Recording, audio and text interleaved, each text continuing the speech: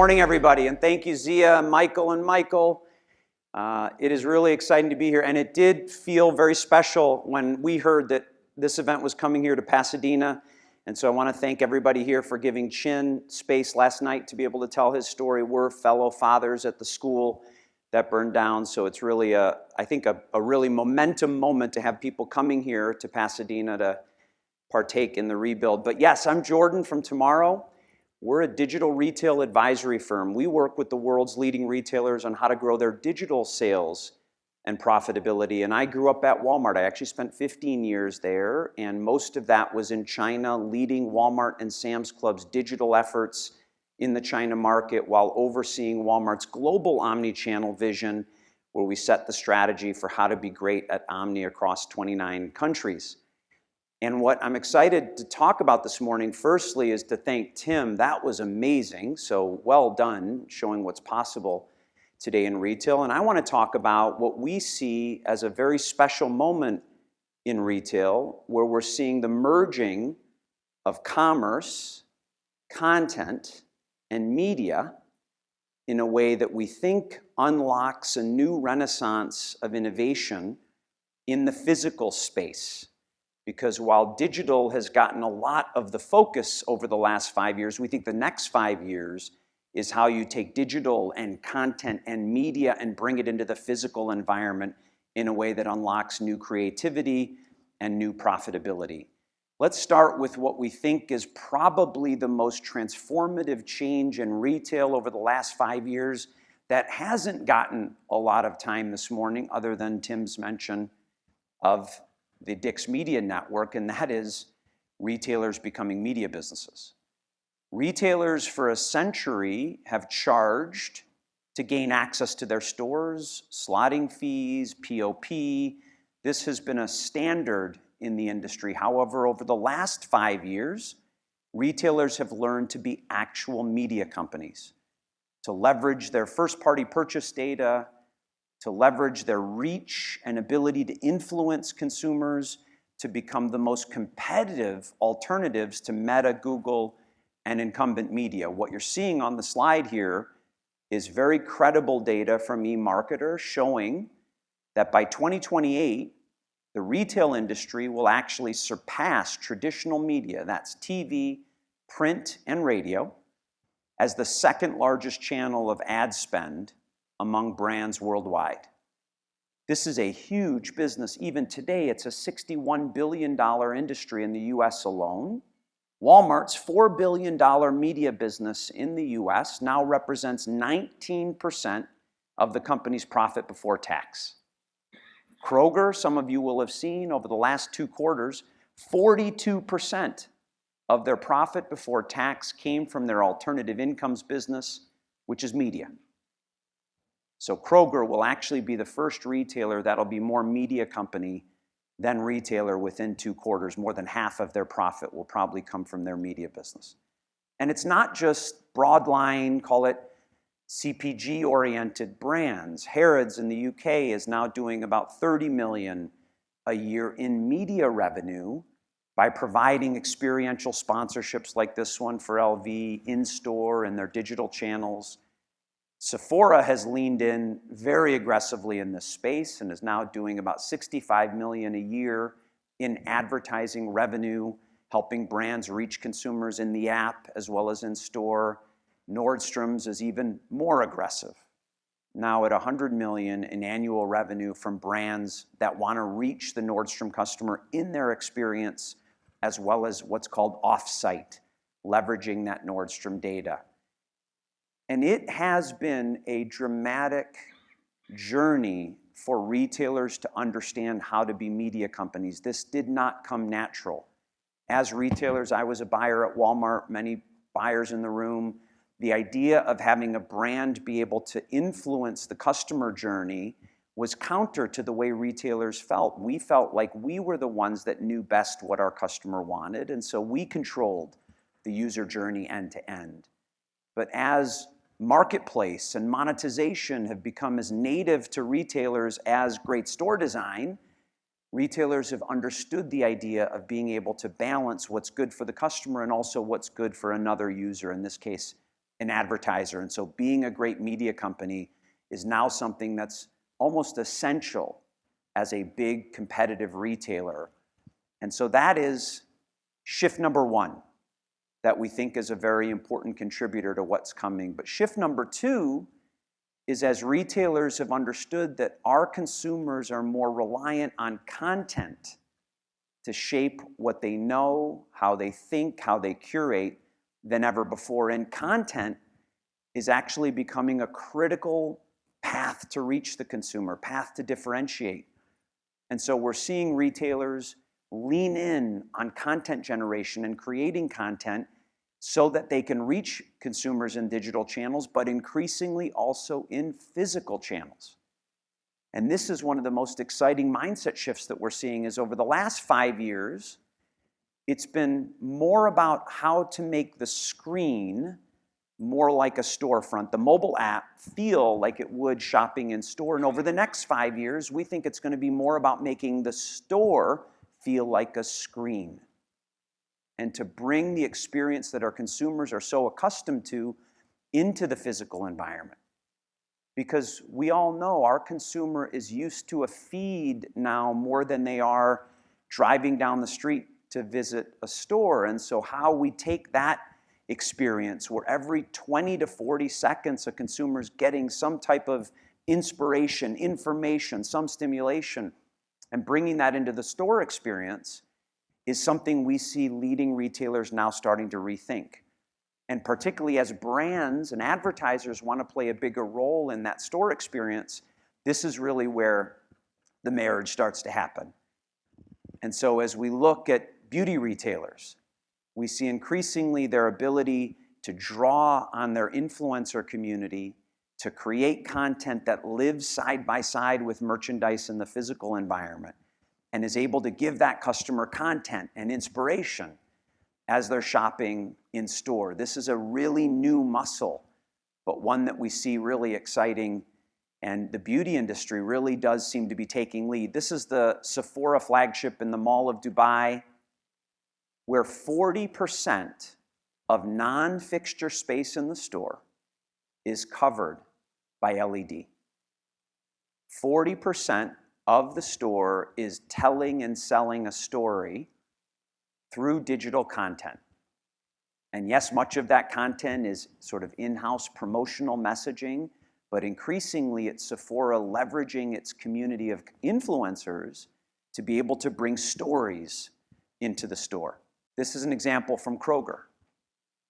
Kroger is rolling out a program where in 500 stores, starting in Cincy and expanding nationally, customers will walk the aisles and see in any refrigerated or frozen category screens that bring to life that category in a much more dynamic way. And what's interesting is I think for a lot of maybe Gen X or even boomers in the room, this intensity of screen experience might feel a little overwhelming. It's a bit loud. But also remember that many of our consumers actually feel more comfortable in that retail as a feed experience, in that every 20 to 40 seconds something new than we do, and this is where our consumer is going. And so finding ways to bring to life aspects of the store is really important. Now, at Tomorrow, we're not a screen business. We don't sell screens. We're not in the technology of screens. So this isn't me advocating something because we have a particular interest in it. It's where we see really innovative retailers leaning in to be able to bring that storytelling, that content, into the store experience in a way that's really dynamic. And what's important is to realize that as you learn to outfit stores with screens that can tell stories and sell stories, you position yourself for the third leg of this transformation where I talked about commerce, content, and media. And that is as retailers figure out how to get consumers to use their app in conjunction with those screens, you get what we call the 1 + 1 = 11 moment.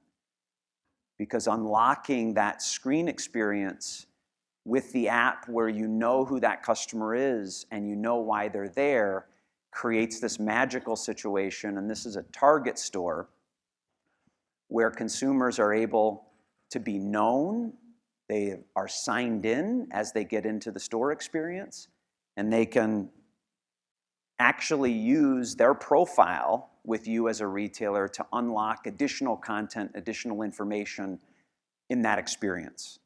And so let me step back for a second and explain what I'm describing. So we're seeing increasingly that retailers that figure out how to get their customer to use the app when they're when they're shopping in store, that is creating the next wave of unlock in terms of customer stickiness, customer loyalty, and customer sales. Again, figuring out how that app becomes a utility for the in-store experience. What is it that the app can unlock for the customer that makes that physical experience more rewarding, more interesting, more valuable? That is a critical step. Because globally, if you look at retailers that have figured that out, retailers who have made the app a core utility in store, they are seeing an increase in 30% of sales among customers that use that app as a regular part of their in-store journey. And back to media where we began, they're seeing a 3x delta in their ability to monetize that traffic, monetize that customer when they're in store. Having a paid media placement that shows up when a customer's on your app in store is the most valuable inventory on the planet right now from a media standpoint. Just take Sam's Club. Some of you are Sam's Club members. If you've used the mobile checkout experience at Sam's, I heard some stores outside of Boston where Sam's has implemented their most innovative experience. So currently at Sam's Club in the United States, 50% of transactions are facilitated via mobile checkout. What that means is a member that walks into Sam's Club 50% of the time is opening the app and spending 34 minutes on average with the app open as they shop. They are scanning each of the 18 units they typically have in a basket. They're scanning it, they're reading about the item, they're adding it into their cart, they're using that app to check out, skipping the line altogether, and walking out through the arch, which is a computer vision tool that confirms that their basket looks like what it does on the app. That 34 minutes that members are spending on the app, that actually leads to a 10 percentage point increase in membership renewal at Sam's Club. That experience, more than anything Sam's Club has done in the last 8 years, is driving people out of Costco into a Sam's membership and then renewing for a second, third, and fourth year. Meanwhile, it's given Sam's Club the most valuable ad inventory in the United States as of today. Because when somebody searches at Sam's for detergent, and that app maps them to where they're going, that search result has the highest CPM, the cost per thousand impressions of any media today. That in-store engagement that Sam's Club has been able to drive is creating an amazing experience. And back to sort of shift number 2, as Sam's begins to lean in on screens to bring to life products and stories in the club, that connection that they have with me as a member as I'm shopping will make that experience more personalized, more exciting. Let me give a bit more perspective on this in-store digital experience and what we've seen works when it comes to trying to get customers to see the app as a critical utility. At Tomorrow, we've done a study of 40 retailers globally that have tried to unlock that, have tried hard to get customers to use the app when they're in store. We've done that from around the world, the US, Asia, Europe, and we found consistently that retailers that can get 50% or more of their customers to use the app when they're in store do it by focusing on 4 areas of innovation, 4 ways to unlock that utility in the app. The first is they find ways to reduce friction. They look at the app as a way to make it easier to shop in that physical store. And that might be something as innovative as a grocer in Germany where instead of putting a coin to unlock a shopping cart, you scan the retailer's app.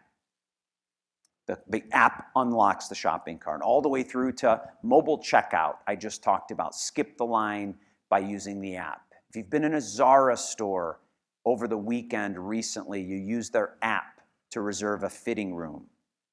Okay, mapping the store. There are all these ways that make a physical experience just a bit easier with friction-removing features within the app. The second area of innovation here is providing unique app-only value. And I suspect most people in this room have had that experience if you're a Kroger customer, for instance, where 25% of Kroger's promotions this year will be app-only. If you don't have the Kroger app open while you're shopping a Kroger store, here in California, we call them Ralphs, you won't get 25% of the price investment that Kroger's suppliers are putting into making you happy as a customer. So Tesco in the UK, 30%. Has anyone ever been to the UK and shopped Sainsbury's? Sainsbury's gone the most aggressively in this because if you have the Sainsbury's app, you actually get an entirely different pricing file as you walk the store as anyone who doesn't have the app. So you scan each item and you get my price rather than the price. And so providing unique app-only values, that second unlock. The third is community. And community can mean different things. I can imagine in a sporting environment, it's people with similar sporting habits. Sephora's done this better than anybody because Sephora has the Beauty Insider program. And the Beauty Insider program is not just a rewards program, it's a content program where as a Beauty Insider, you're rewarded the more you talk about items, the more you share with people that have similar complexion or hair what you found with those items. And so as customers are in store and they're looking at an item, they might see a bit of info on the shelf, but they're going into the app and finding a Beauty Insider that's talked about that item, who's got like a boss score. They tier their Beauty Insider members based on the quality of their content. And so you're seeing customers engage with that community while they're in store, which is creating app engagement. And then finally, and increasingly, it's about gamification and fun. You know, one of the other things that's happened over the last 18 months in the United States is that Temu has educated 100 million American consumers on the fun of spin and win, on the opening of that app and playing around in order to unlock value. That gamified experience, which is native in China, just arrived on our shores, and now customers are more open to play. And so we're seeing retailers leverage that and figure out ways to create basic spin and wins, just things that make it a fun experience to open the app and be able to engage. And so I wanted to go a little deeper into this space because in-store digital engagement, the use of the app, is an incredible unlock, whether it's about driving greater media revenue as a retailer, about creating chances for content and being able to identify as I'm standing at a screen and you want to know who I am, so that content is my feed, and not a generic feed in store. And so this area really is one that is very exciting. And what is one prize at the end of this journey? So one of the major shifts that's happening in the retail media industry in the US is that the store is now the focus. The store is the frontier that advertisers are excited to unlock. And so for retailers that are able to bring this together and have great surfaces in store, have great storytelling ability, there's about $1 billion in retail media revenue that will be coming your way over the next couple of years. And just in case you're wondering, that will equate to about $700 million in bottom line profit for the retailers that are great at this. And good news to all the omni-channel retailers in the room, you know who won't capture that money? Amazon. Because Amazon gets 70% of the online retail media market, but they won't get the offline one. This is for omni-channel retailers to win. And so those that are leaning in on creating great in-store surfaces that are unlocking the digital experience, this is a profit pool that's available to all of us that's really exciting, and one where Amazon won't be as disruptive. And so if we think about this era of commerce, content, and media coming together, how to think about it as store developers. And I'm going to open it up for questions in a couple of minutes, but as you're envisioning spaces and building stores or outfitting stores, what are the implications we think of this merging of forces? The first we think is think of the store as the new screen. Remember that we've spent a lot of time figuring out how to get the screen to be the store. Think of that consumer that's walking in that is so comfortable with the feed experience. How does your store start to speak to that stimulation, that desire for an every 20 to 40 second new dose of something interesting, something stimulating? Second, understand that media is here to stay, and that retailers that build media businesses will be the retailers that are structured to be able to lead the future. And understand that journey means learning a new industry. Media is a very different animal than retail. A fun fact we like to use is the media industry, if we're at a media conference right now, that's a business that moves at 3 times the speed as retail. Media people are just a different breed. They move a lot faster. So don't think if you're a retailer in the room and you've got your media business going, it's sort of a set it and forget it. No, your customer in media expects you to change much faster than your consumer does in retail. So be ready for that pace. And then finally, if you can be a retailer who figures out how your app is as important to that in-store experience as a shopping cart or the checkout up front, you are in a position to unlock value with your customer and with your advertiser that's truly next level. And so being able to think about that and bringing that to your digital teams as the store, as the visionary for what the physical space can be, you have a chance to bring that to your digital teams and say, what are we doing to make sure that the app is an enhancement to this facility that we're building, to this space that we're creating? When done well, it's pretty amazing. And so I think you can be a partner with your digital teams or others to figure out how do we make that work, and how is the store the new screen in a way that's great for customers, great for the P&L, great for the market. So with that, I wanted to leave extra time for Q&A. We've got a few minutes, so any questions, anything that I can go a little further into?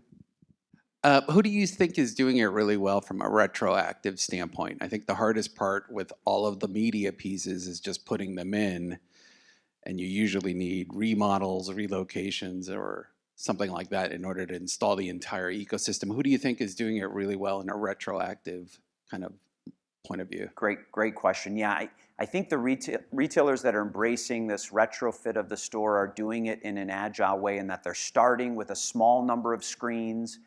And what they're doing is they're validating that both their internal users and their advertisers are adopting the screens at a high enough rate to expand further. So what we see is typically if you can monetize 30% of that screen inventory, the screen will pay back within a 12-month period. Monetize meaning paid media as a user of the screen. So if you're working at a 70-30 approximate ratio of your internal users are getting 70% of that inventory, 30 goes to paid, you're typically able to keep investing in that screen network. So currently, Walmart is in their phase where they've outfitted complete back of store, obviously the TV wall, but also front of store self-checkout. They validated that they can sell through at the rates they need to, and so they're starting to go racetrack, which is that ring around the store. They're going to start screening that, and some stores already have that. So watch for Walmart. The Australians are the best in the world. They've got the highest sell-through of in-store screens. So look for the Chemist Warehouse, for instance, is a great one that if you don't know, check out. Woolworths, the biggest grocer there, is also very good at it. Jordan, just thinking about, I'm right next to the speaker, sort of leapfrogging the evolution of apps into push notifications, non-app based sort of screen in store and wearable AI. Where do you see them fitting into this equation and being a bigger part of the media buy potentially in the future? Yeah, so the question I understand is, as there are more off-app experiences, how does the app play the role? So we continue to see, until now, that the app is the most important sort of center point in your digital relationship with the customer. And that is feeding, obviously, your watch experience. It is allowing for those push notifications. The data accumulated on the app is the most rich, and so it can power what are called off-site experience. So we to this day see that the app remains the most important unlock if you can get that download and engagement. Now, what happens 4 to 5 years from now is what we're calling the A to C era, where agents will start to become a user of your platform. And so you'll need to figure out when an agent, a ChatGPT, is engaging with you digitally, is it a native app that they're going to be accessing? Probably not. And so you're going to have to start to create this separate version of yourself digitally, which is built for agents. But for a human, the app is really the most powerful place to invest. Hi, thank you. I was just curious, like, do you have data on the conversion rate of having paid media to sales? Like, you know, we're not a retailer, we sell in retailers, so we would be buying that media space. Like how do we get sales out of that? Does it actually calculate that way, or is it just kind of nice to have in there? Yeah. Good question. So part of the reason why the retail media business is a $60 billion business is that generally it is more efficient than non-retail media. So take Meta, an Instagram ad. You are typically able to get a higher return on ad spend, ROAS, which is the metric of the industry, on a mid to high quality retail media ad than you would on the equivalent on a Meta investment. So what you'll do as an advertiser is you'll be looking for what is that return on ad spend. Usually a minimum is 3. For every $3 you're investing in that media, you're getting for every dollar you're investing, you're getting 3 in sales. Sales, not profit, but sales.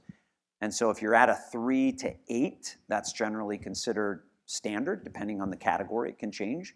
But it is productive media. You want to understand what ad products are most productive, which retailers have that productivity. There's a lot of options right now, and so I think the C of retail media networks confuses advertisers, but it is productive media generally on an apples-to-apples basis. Yeah, it's not just nice to have, it's real. That's all the time we have for questions, but Jordan will be here all day, so please find him if you have any more questions. Thank you so much, Jordan.